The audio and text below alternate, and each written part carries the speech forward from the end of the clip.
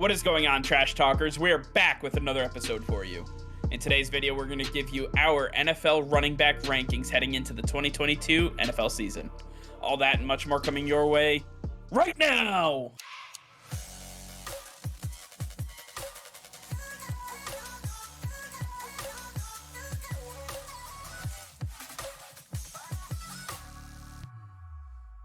All right, before we get into today's video, be sure to hit that subscribe button and like the video as it will help us out tremendously. So sit back, relax, and enjoy today's video. All right, Nick, as the NFL season grows closer and closer, we have our running back rankings to get through. Today, we're going to be talking about some of the most elite running backs in the game. We have some teams that have multiple running backs because they do employ more than one running back as a system. So we're going to go through that. And Nick, why don't you get us started with the first player? Who do we have on the docket right now? First up, we have CMC, one of the best running backs in the league, no question. He's elite. Elite 100%, not even an argument. Next up, we have David Montgomery. I like what David Montgomery's produced, but his injuries have caught up with him a lot. I'm gonna say he's serviceable. Ooh, okay, you're saying serviceable. I would say he's solid just based on skill set. If you want to go serviceable based on injury, that's different, but I'll accept it. No, I like the skill set. I think, I'll put him at solid. I'm fine with that. Next up, we have Joe Mixon. Joe Mixon really had a great season last year. If he can stay healthy, we know that he's an elite running back. I think he's elite. I think he's elite too, but again, the injuries, I know we discounted it for Montgomery. Mixon had one solid year. I say solid right now. I say solid, but if you want elite, I'll give it to you. No, I'll give it to you. Next up, James Conner had a really good season last year, but I don't know if it's a one-hit wonder or not. I'm willing to take a risk and say he's solid, but if you want to say he's serviceable, I won't disagree. I'll say serviceable. I think that's a pretty hard serviceable for him. He's not going to be a game breaker for you. He will get you your average yards, and that's pretty much it. Nick Chubb, elite. No, nothing else to add there. Yeah, done. Next up, we have Kareem Hunt. I think he's solid, but some might say he's elite. I like solid. He just doesn't have the carry share for him to be elite. If he had a full backfield, he would 100% be an elite running back. I just don't see it right now in Cleveland. If he gets another opportunity, I'm with you. All right, next up, we have Ezekiel Elliott. This is where we're going to disagree. He's a solid running back, but he is not elite. If you caught me a couple years ago, I would have fought you tooth and nail on this one. Yes, you would. Unfortunately, I am with you. He is a solid running back right now. And that's a stretch. Next up, we have Javonte Williams really bursting onto the scene. Solid, but not elite just yet. No, definitely not elite. He is solid. He's got more to prove. He's only been in the league for 1 year, so he's got plenty. He took that job away from Melvin Gordon. I mean, it was a stretch for them to even bring him back. I'm surprised that they brought Melvin Gordon back, but Javonte has the lion's share of the carries. He is going to be their 3-down running back. Melvin Gordon is going to ride pine all year long. Next up, we have Deandre Swift. Very similar to Javonte. I think he's solid with the upside of being elite. Yeah, I think he's one of the highest solid players that we have. He might even be a low-tier elite if he can stay healthy for yet another season. But I love DeAndre Swift. He is one of my favorite running backs right now. Next up, Jamal Williams, backup running back, but going to get a large share of the workload this season. I think he's serviceable. Yeah, definitely serviceable. He's a great pass catcher. He's not great in between the tackles, but he can get you yards after the catch. And I think that's exactly what you want from a third-down running back. Next up, we have Aaron Jones. He's elite, no question about it. Elite, done. Next up, A.J. Dillon. A.J. Dillon having some rise lately. I think that he is a solid running back. Definitely solid, low-tier solid right now. We have to see more, and it's not going to come in Green Bay while Aaron Jones is there. He needs to find his own situation where he can be the RB1 on his own team. Unfortunately, behind Aaron Jones, he will not see that amount of carry, so I'm putting him serviceable. Now, next up, we have Damien Pierce. Damien Pierce, being a rookie, belongs in our rookie category, but I think that he is a solid running back. No, I absolutely agree. He's going to go to rookie because we haven't seen it, but the upside on this guy, what we have seen so far, Houston might have found a diamond in the rough with this guy. Next up, Jonathan Taylor. Definitely the best running back in the league, no question They need about it. to upgrade now, don't you think? No? No, yeah, definitely. Just release him and see what happens. Yeah. Next up, we have Cordero Patterson. Patterson had a strong year last year, but I don't know if he can do it 2 years in a row, and they're already saying they're going to reduce his workload. I think he's a solid running back, but he's going to stay there. Unfortunately for you, I believe he's an upgrade now situation. He's not a running back. Whoa. He's a wide receiver. He's not a running back. He is a wide receiver, and they put him there because of his athleticism. But the fact remains, he is absolutely he's no different than Jamal Williams, but you're asking him to be a 3-down running back. I just don't see that happening. I think he's an upgrade now. I think that the Atlanta Falcons need a bona fide running back, not a converted wide receiver. I totally disagree. He's a game changer. I'm not changing my opinion on him. I'm leaving him at solid. Next up, we have Travis Etienne. Now, I think we can both be in agreement on this. He hasn't played a snap he hasn't played a snap in the NFL. I think we should place him in the rookie category. Yeah, he's not a rookie, obviously, so anybody who fast forwards and sees this, don't worry, we addressed it. No, but Etienne, he's definitely, he's shown bursts of greatness already. He's a rookie, though. Got to put him there. Next up, we have James Robinson. I like James Robinson, but that injury was bad, and he's going to take a step backwards. I'm going to say that he's a serviceable running back. Absolutely serviceable. I like that. He was a low-end, solid, high-tier serviceable. That's where I'm going to keep him. All right, you want your upgrade situation? Here you go. Clyde Edwards-Elaire. He has not had a great career so far, and I don't see him doing anything in Kansas City. Not at all. I mean, Andy Reid literally forgot that the running back position even exists, and for them to go get Isaac Pacheco and start figuring out this running back situation is ridiculous. You have Patrick Mahomes. You're not running the football at any point in time. That guy can figure it out himself. I think Clyde Edwards-Elaire has been put in a no-win situation. He is an upgrade now, but honestly, it's more the coaching staff. They need to figure out the running game. I guess he never did turn into Brian Westbrook like they hoped. But next up, we have Josh Jacobs. Jacobs, he's been rocky lately. I think he's an upgrade now situation. Ooh, I was going to say serviceable, so I thought that was a limb, but you're saying upgrade now.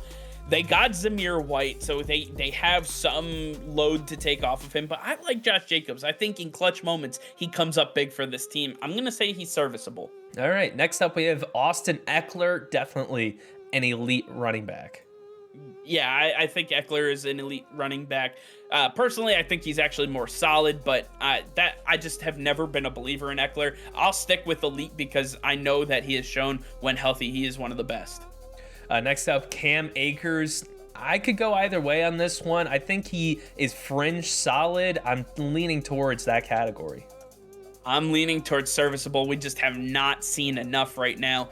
He was injured all of last year and came back right at the tail end. It's a tough running game in Los Angeles, especially with the passing attack that Matthew Stafford is running out there. So it's going to be tough for Akers, but I think he's serviceable with a high upside of getting to solid. All right, well, we have his other half, Daryl Henderson. I think he belongs in the same category. I think he's serviceable as well. He's a low-end serviceable, in my opinion. You can find a battering ram in any draft at any point in time. He could be a high-end upgrade now situation, but it doesn't matter. As long as he's on a low-money contract, the Rams will be fine with him. Now, an interesting one, we have Chase Edmunds now with the Miami Dolphins in that zone run scheme. I think he's going to work out really well, and I liked what I saw in Arizona. I think he's a solid running back. I think he's solid as well. It's going to be tough in Miami because I'm not exactly sure what to expect with this zone running scheme. The offensive line is all changed up, so they have to all figure it out as well. It'll be tough for sure, but I think he'll be a low-end solid, and he has the potential to fall to serviceable. Next up, we have Raheem Moster, his backup. He has not stayed healthy in years. I think he is serviceable. He's elite when he's on the field, but you're just not going to get a full season out of him. Yeah, the dichotomy of only being serviceable but being a high-end tier elite type of running back is just insane, and we have one more of those coming up soon, but the fact that this guy can't stay healthy is a real problem because he would be a problem in the NFL. Next up, Dalvin Cook, another elite running back. I don't think we question that. No, he's elite. Next up, Damien Harris. He's been a solid running back. I think he belongs in that category. Definitely a solid running back. He just missed out on the top 100 players list. He was ranked number 102. This guy knows exactly what he was doing, and he's one of the best running backs in the game. A solid running back for sure. And then we have Ramondre Stevenson, who burst onto the season last year. I don't think he's serviceable. I think he's a solid running back. I think he's solid as well. And now that he's going to be employed as the third down James White type of running back with the Patriots, and he has the upside of being able to run inside the tackles, this guy is going to be a massive battering ram for the Patriots offense. I really like what he's going to bring to them. He could be an elite running back when it's all said and done. Possibly. Now we have Alvin Kamara, definitely an elite running back. This guy has just blown up the NFL since he's entered it. Yeah, I mean, if you're getting 6 touchdowns and people are expecting that you're going to get a lot of line share of the carries and the offense is running through you and you're still scoring that much, you're pretty much elite in my book. Interesting one now, Saquon Barkley. I don't really know how to feel about him. I kind of want to put him in the upgrade now situation because I don't think he's going to stay healthy. I don't think that he is the long-term future for the New York Giants. But if you want to convince me that he's a solid running back, I might convert. So this is what I was talking about when we were talking about Mostert. We have a guy who, when on the field, is an absolutely elite running back. This guy can plow through guys, he can juke, he can spin, he can do everything, catch the ball out of the backfield. And he's done it with some of the worst offensive lines and surrounding pieces around him in his entire career. The problem is he has not been able to stay healthy, and I think that because of that, he has to just go in the high-end serviceable line. I think that he is not a solid running back because solid means dependable, and he is not dependable to stay on the football field. Otherwise, he's a high-end elite running back, and if he stays healthy for an entire season, could be better than Jonathan Taylor. Possibly. Now we have another rookie, Breece Hall. A lot of hype around him, but we'll just have to wait and see. Yeah, there's a lot of hype around Breece Hall, and he's looked good in Jets training camp, but the fact of the matter is that the Jets are still sticking with the next guy we're going to talk about, so how much can you go off of that? He's obviously a rookie, so he's going to be there, but we'll see what he does this year. Yeah, like you said, we have Michael Carter now, and you might say he's serviceable, but he had a great rookie season. He might be a low-end solid running back. I think he's a high-end serviceable. He has not hit solid just yet, and that's why they went out and got Breece Hall, because they needed the offset to Michael Carter, and I think that together they're going to be a really good tandem, but right now, neither one of them are solid or even elite. Next up, we have Miles Sanders. Sanders really hasn't gotten it going like we would want it to in Philly, and I don't think that it's going to happen with Kenneth Gainwell and Boston Scott behind him. I think that he is a serviceable running back. Honestly, I was going to say upgrade now. He's just not a guy that I think you can put the bear on his shoulder and say, listen, we need 1 or 2 yards. We need you to absolutely pound this offensive line and really get through. He's not that guy. He can catch the ball out of the backfield just fine, but he's not meant to gain you the gritty yards that running backs are supposed to be able to grab. I just don't see him being a top-end running back. He may not be, but our next running back is Naji Harris. He may only have 1 year under his belt, but I think he's an elite running back. Yeah, most of these running backs coming out of Alabama are definitely elite when they hit the NFL. Naji Harris, no different than that. And then we have J.K. Dobbins, similar to other running backs who haven't had a lot to show and have an injury history. I think that he's a solid running back, though, with a lot of upside. He is definitely solid. He showed a lot 2 years ago. Last year, obviously going down right before the beginning of the season. Terrible injury. But once he comes back, he'll be able to light it up on fire again. He's a low-end solid. If he gets hurt again, he could be an upgrade now situation. For sure. Now we have Rashad Penny, a guy who's worked his way back from injury, now has the starting job with no Chris Carson. There's a lot of upside with him being a former first-round pick, but I think there's still a lot to prove. I'm going to say that he is a serviceable running back. Yeah, Chris Carson was one of my favorites, and it's unfortunate with the neck issues that he was forced to retire. But Rashad Penny, in his absence last year, really balled out. And again, a small sample size, so I'll put him in serviceable, but he could be a solid running back. He could be, but he's got this bad man behind him, Kenneth Walker, the big rookie. Now he will automatically go into a rookie category, but there's a lot of hype around him, and I think he has the potential to be Jonathan Taylor 2.0. Ooh, wow. Okay, that's high praise for Kenneth Walker. I saw a lot of battering ram type style. I wasn't exactly sure what to make of him, but to say that's high praise. We'll have to wait and see. But next up, we have a true veteran in Leonard Fournette, the former Super Bowl champion himself. I think he's a very solid running back. Yeah, I think he's solid. He's definitely more than serviceable. He can fit in multiple offensive schemes. It's unfortunate that this guy was the 7th overall pick not too long ago, but at the end of the day, the running back position is what it is, and Leonard Fournette just has not been able to really be that elite player that he was in Jacksonville. Now we have an easy one. Derrick Henry, automatically in the top of the elite. He is one of the best to ever play at the running back position. Absolutely. That guy's not even a running back. He's an offensive lineman with the speed of a wide receiver. It is unfair what this man can do, and that's why they call him the Hulk. On our last three right here, we have Antonio Gibson. I haven't liked too much of what I've seen from Gibson so far in his career. I think he's an upgrade now situation. He is in an upgrade now situation, and that's where we're going to see the next guy coming up on this list. Absolutely. We got Brian Robinson, the rookie. Unfortunately, we got some bad news that he was in a carjacking where he suffered 2 gunshot wounds, so he will be missing some time, but he will most likely be the lead back when he is fully healthy, and I think that's going to be an interesting decision that Ron Rivera has when he has to make that decision. Absolutely. I think Antonio Gibson has a chance to fight for his job. Unfortunately for Brian Robinson that he's in this situation, but the fact of the matter is he's in our rookie spot, but he's another Alabama running back where he could be elite. I mean, he showed flashes of that. They held him out of the final preseason game because he was locked in as the RB1 on their roster, and now obviously missing time, his position on the team could be in jeopardy, but hopefully he gets healthy and he can get back to being the elite football player and person that he was. And last but not least, we have Devin Singletary. Singletary's looked a lot better so far this preseason than he has in his first 2 seasons. I think that he has a lot of potential ahead of him, but I think he's just a serviceable running back at the time being.